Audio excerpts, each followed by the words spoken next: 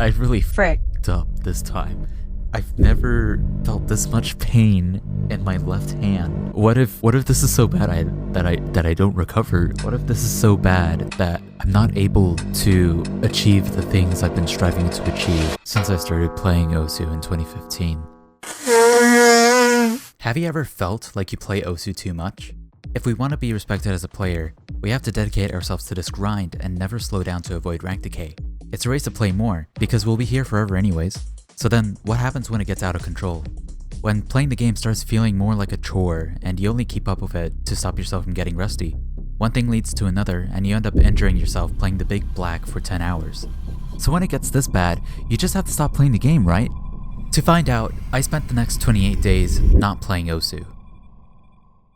The first few days were pretty rough. Not only was I distancing myself from something I had become so passionate about over the past 9 years, I was also in a lot of pain. So doing anything was a challenge.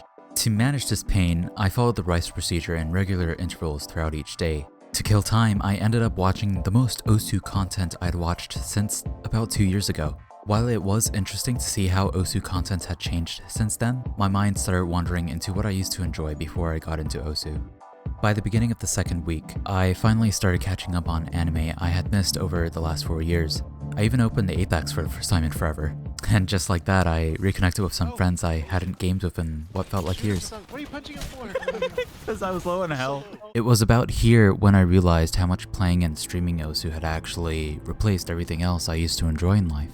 Understanding that crucial detail allowed me to improve my outlook on life.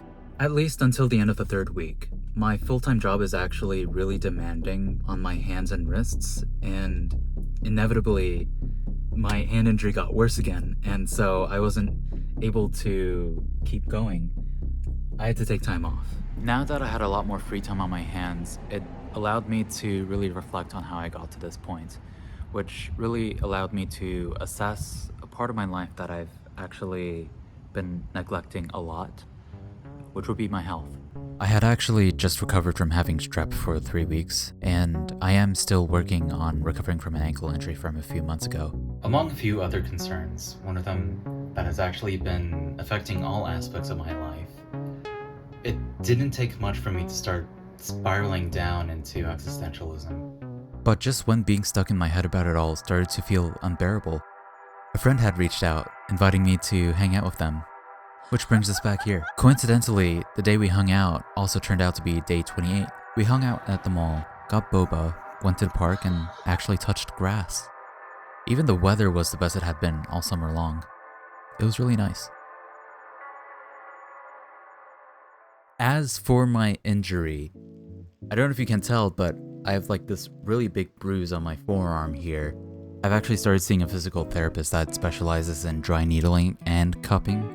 And, well, I'm just hoping that it gets better soon, but I don't expect it to get better until at least over a month from now. But hey, if you want to see how I even got into this spot in the first place, check this video out right here.